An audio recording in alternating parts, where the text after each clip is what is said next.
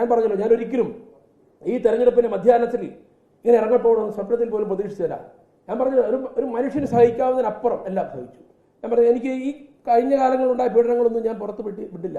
തെരഞ്ഞെടുപ്പ് തുടങ്ങിയപ്പോൾ ഞാൻ പറഞ്ഞല്ലോ, കോട്ടയത്ത് DCC ഓഫീസിൽ ആദ്യ യോഗം ചേരുമ്പോൾ അവിടെ നിങ്ങളിപ്പോൾ DCC പ്രസിഡന്റ് അയക്കുന്നത് നാട്ടക സുരേഷ്, ജോയി എബ്രാഹിം, മോൻസ് ജോസഫ്, ഞാൻ, KC ജോസഫ്, തിരുവഞ്ചൂർ രാധാകൃഷ്ണൻ, ഇത്രയും പേര് ഇരുന്ന്, ഫിൽസൺ മാത്യൂസ് ഇരുന്ന് ഞങ്ങൾ യോഗം ചേരുമ്പോൾ അപ്പോൾ മോൻസ് ജോസഫ് പറഞ്ഞു, നമുക്ക് ഇലക്ഷൻ കമ്മിറ്റി കൺവീനർ എടുക്കണം.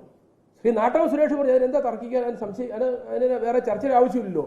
കാലാകാലങ്ങൾ DCC പ്രസിഡന്റ്, ചെയർമാനും കേരള കോൺഗ്രസ് ജില്ലാ പ്രസിഡന്റ് കൺവീനറും അല്ലേ എന്ന് ചോദിച്ചപ്പോൾ അദ്ദേഹം പറഞ്ഞു, എടുത്തു വായിൽ പറഞ്ഞ വാക്ക്, അത് ആഗസ്റ്റ് സാറും നമ്മുടെ കുര്യൻ ജോയൊന്നും വള്ളി നിട്ടിട്ട് നടക്കുന്ന പിള്ളേരല്ലായിരുന്നു പറഞ്ഞു. അപ്പം നാട്ടക സുരേഷ് അവിടെ എന്ന് പറഞ്ഞു, മോൻസേ, നമ്മൾ പോയി വലിയ വ്യത്യാസമൊന്നുമില്ല, നമ്മൾ ഒന്നിച്ച് കോട്ടയത്തൂടെ ചായയും കുടിച്ച് തരാപാല നടന്നതാണ്. നിങ്ങൾ ഭാഗ്യത്തിൽ MLA, ഞാൻ MLA ആയിരുന്നേ ഉള്ളൂ. അപ്പം ഞാൻ വള്ളിനീട്ടറിൽ ഇട്ടേക്കുന്നത്, നിങ്ങൾ വള്ളിനീട്ടറാണോ ഇട്ടിരിക്കുന്നത് പരിശോധിക്കാൻ പറഞ്ഞു. അപ്പോഴത്തേനും പതുക്കെ നാട്ടക സുരേഷിനെ കൈ പിടിച്ച് മാറ്റിക്കൊണ്ട് പോയി. സുരേഷ് നുണ പറയുന്നത് എനിക്കതില്ല, മാറ്റിക്കൊണ്ട് പോയി. സുരേഷിനോട് പറഞ്ഞു, സുരേഷ്, ഞാനും സുരേഷ് തമ്മിലുള്ള പ്രശ്നമല്ല, ഞങ്ങളുടെ പാർട്ടിയിലെ ചില പ്രശ്നമാണ് എന്ന് പറഞ്ഞാൽ സുരേഷിനോടല്ല പ്രശ്നം, എന്നോടാ പ്രശ്നമെന്ന് അദ്ദേഹം പറഞ്ഞു. സുരേഷ് എന്നെ അതിനെ വിളിച്ച് പറയുകയും ചെയ്തു. എനിക്കിതൊക്കെ ബോധ്യപ്പെട്ടു. ഞങ്ങൾക്ക് ചെയർമാൻ ആകാൻ മുടിഞ്ഞ ആഗ്രഹമാണ്, ആകട്ടെ എന്ന് ഞാൻ വിട്ട് ചെയർമാൻ സ്ഥാനം അല്ല കൺവീനർ സ്ഥാനം ഞാൻ അങ്ങ് വിട്ടുകൊടുത്തു വെച്ചു. ഞാൻ എന്നെ തെരഞ്ഞെടുപ്പ് രംഗത്ത് നിൽക്കണമല്ലോ. അതിനുശേഷം ഞാൻ പറഞ്ഞല്ലോ, എനിക്ക് ജില്ലാ UDF ചെയർമാനും ജില്ലാ പ്രസിഡന്റുമായ എനിക്ക് തെരഞ്ഞെടുപ്പ് രംഗത്ത് ഒരിടത്തും ഒരു ചുമതലയുമില്ല, ഒരിടത്തും നമുക്ക് സംസാരിക്കാൻ പോലും അവസരമില്ല. അല്ലെങ്കിൽ UDF ജില്ലാ ചെയർമാനും ജില്ലാ പ്രസിഡന്റുമായ ഞാൻ അവലോകന യോഗത്തിൽ താഴെ നിലത്തായി കസറിലായിരിക്കുന്നത് പലപ്പോഴും. ഞാൻ എൻ്റെ ഫോട്ടോ എടുത്ത് വെച്ചിട്ടില്ല. അപ്പോൾ ഞാനൊന്നും മിണ്ടാൻ പോയില്ല, നമ്മൾ സഹിക്കുക. ഏതായാലും നമ്മുടെ പാർട്ടിയുടെ സ്ഥാനാർത്ഥി മത്സരിക്കുമ്പോൾ ഒരു പ്രശ്നം ഉണ്ടാക്കേണ്ടതെന്ന് അവസാനം ഞാൻ പറഞ്ഞല്ലോ, തെരഞ്ഞെടുപ്പിൻ്റെ നോമിനേഷൻ കൊടുക്കുന്ന ദിവസം ഞാൻ തലേദിവസം അന്വേഷിച്ചു. അങ്ങനെയാണ്. അപ്പം ഞാൻ നമ്മുടെ ഒരു പാർട്ടി നേതാവിനോട് ചോദിച്ചു, വള്ളി നിൽക്കിട്ട് നടക്കുന്ന പിള്ളേർക്ക് വല്ലതും നോമിനേഷൻ കൊടുക്കുമ്പോൾ കയറാൻ പറ്റുമോ എന്ന് ചോദിച്ചു. അപ്പോൾ പാർട്ടി നേതാവ് പറഞ്ഞു, അത് പാടായിരിക്കും, അതല്ല അവനല്ല തീരുമാനിക്കുന്നതെന്ന് പറഞ്ഞു. ഏതായാലും ആ നോമിനേഷൻ കൊടുക്കുന്നതിന് നിങ്ങൾ രാവിലെ 9:30 മണിക്ക് ഇലക്ഷൻ കമ്മിറ്റി ഓഫീസിലേക്ക് വരാൻ നമ്മുടെ ഇലക്ഷൻ കമ്മിറ്റി കൺവീനറാണല്ലോ മോൻസിൻ്റെ ഫോൺ എനിക്ക് വന്നു. ഞാൻ വന്നു. നിങ്ങൾ ആരും ഇവിടെ ഇല്ലായിരുന്നു. 100ഓളം പേരുണ്ടായിരുന്നു, വിവിധ ജില്ലകളിൽ നിന്ന് 100ഓളം പേരുണ്ടായിരുന്നു. ഞാൻ, മോൻസ്, തിരുവഞ്ചൂർ, ഫ്രാൻസിസ് ജോർജ്, നമ്മുടെ ജോയി എബ്രാഹിം, അസീസ് ബഡായി തുടങ്ങിയവരെല്ലാം ഇരിക്കുന്നു. അപ്പോൾ അങ്ങനെ നാടകം തുടങ്ങുകയാണ്.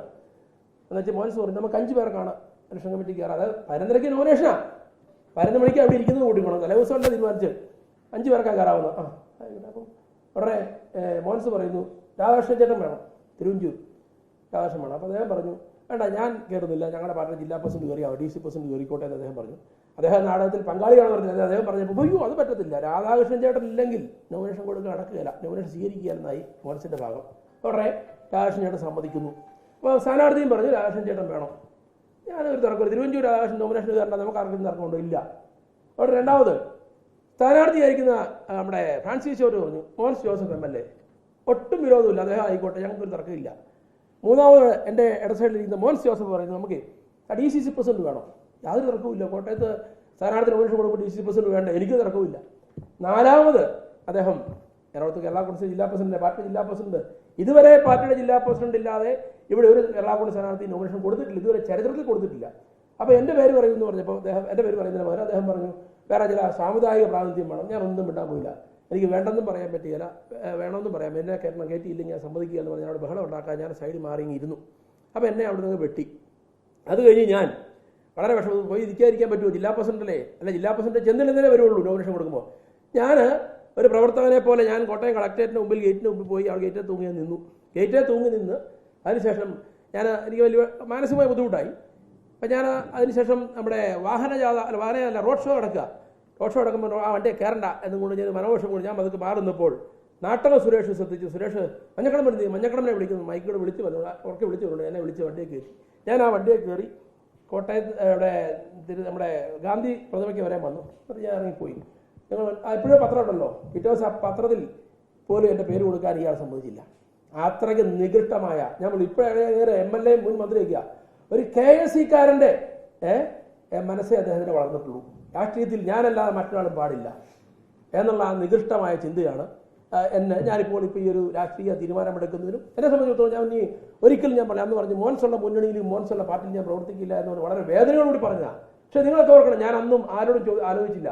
ഈ ഇരിക്കുന്ന എൻ്റെ സുഹൃത്തുക്കളോട് പോലും ഞാൻ ഒരാളും വേണ്ടിയില്ല ഞാൻ രാജിവെക്കുന്നത്. പക്ഷേ ഞാൻ രാജിവെക്കുമെന്ന് പറഞ്ഞിരുന്നുവെങ്കിൽ എനിക്ക് രാജിവെക്കാൻ ഒക്കില്ലായിരുന്നു.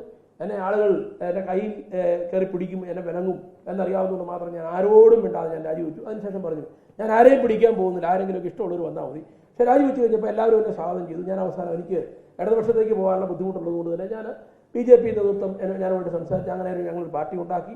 ആ പാർട്ടിക്ക് കോട്ടയം മുതൽ എല്ലാ ജില്ലാ ഈ 12-ാം തീയതിയോടുകൂടി തൃശ്ശൂർ വരെയുള്ള ജില്ലാ കമ്മിറ്റികൾ പൂർത്തീകരിക്കും.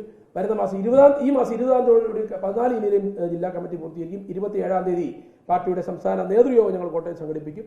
അതിനുശേഷം സെക്രട്ടേറിയറ്റ് നടയിൽ ധർണ, അതിനുശേഷം 1000 പേരെ പങ്കെടുപ്പിക്കുന്ന സംസ്ഥാന പ്രതിനിധി സമ്മേളനം വരുന്ന ഓണത്തോടുകൂടി ഞങ്ങൾ കോട്ടയത്ത് സംഘടിപ്പിക്കും. 14 ജില്ലയിലും അത്ഭുതകരം എന്ന് പറയട്ടെ 100 കണക്കിന് ആളുകൾ കേരള കോൺഗ്രസിലേക്ക് കടന്നു വരാൻ ആഗ്രഹിക്കുന്നുണ്ട്.